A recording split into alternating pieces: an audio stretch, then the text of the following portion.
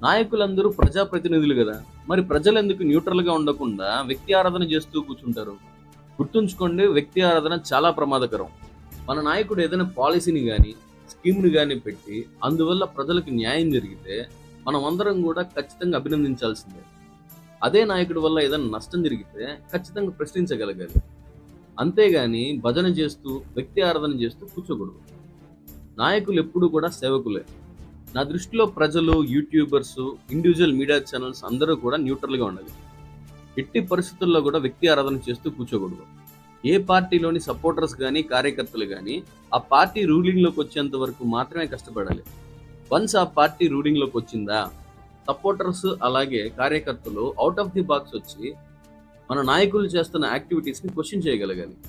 అప్పుడే మన నాయకులు అకౌంటబుల్‌గా, జవాబుదారీతనంగా ఉంటారు. ఎందుకంటే మీ ద్వారా వచ్చిన ఓట్లు పోతాయన్న భయం వల్ల. ప్రశ్నించాలి అన్న ఆలోచనలో ఉన్న రావణ్ లాంటి వాళ్ళు వందల్లో, వేలల్లో, లక్షల్లో తయారవ్వాలి. కానీ మనం మాట్లాడే ప్రతి మాట ప్రశ్నించినట్టు ఉండాలి, అవతల వాళ్ళని ఆలోచింపజేసేలా ఉండాలి. అంతేగాని తిట్టినట్టు ఉండకూడదు. మన భారత రాజ్యాంగం కూడా ఇదే చెప్తుంది. ఆర్టికల్ 19 క్లాస్ 1 సబ్ క్లాస్ ఏ ప్రకారం వాక్కు, భావ ప్రకటన స్వేచ్ఛ ఉంది.